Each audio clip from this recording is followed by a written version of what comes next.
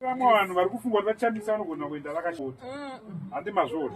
vofara vacherera nhema kana uchida kukambeina asi usataura zita remunhu handi munhu zvandotaura so kudazva vamwe vava kuti Biti ada kuita senate zvatoda kuita senate I'm a member of parliament munoverenga hansard vana vadiki munoverenga vari pano munoverenga hansard hakuna munhu anobata basa ratiri kubata muparliament hakuna iyo zani yacho inobvuma handi mazvori because kana kwakumusoro kwakutaurwa section kwakutaurwa chii kwakutaurwa iwe haugonyora zita rako andizvo zvandotaura so we need to put vanhu vari effective vanorepresent vamwe munoenda pamaindaneti munoona basa ratiri kubata ipo paipo vamwe munoona pamafacebook basa ratiri kubata muparliament mene uyai kana manonoka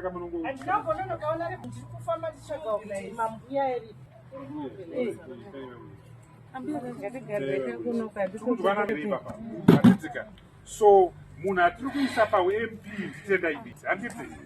handidzika tine vamwe vari kukambena kuita makanzera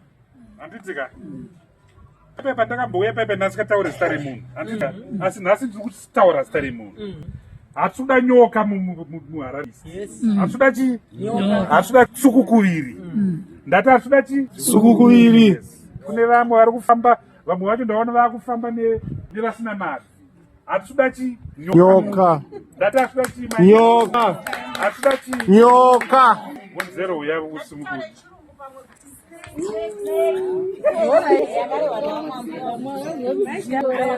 hatsuda chi suviri hatsuda black mamba hatsuda chi hatsuda kukuviri saka constituency yese ngaichiziva kuti hatsuda nyoka nyoka tiri kunoitsika musoro nyoka kunoita sei tinotsika musoro handitika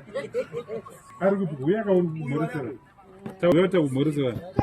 makadii vabereki zinotenda nekuungana kwamaita nguva yenyu yakakosha nofunga mashoko kungoteera tsoka yataurwa nemukuru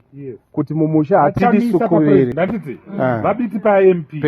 muchinda wemunomuziva anonzi Wonzero handitika but nyoka ngadzitsikwe musoro nyoka ngaitsikwe musoro nyoka ngaiita sei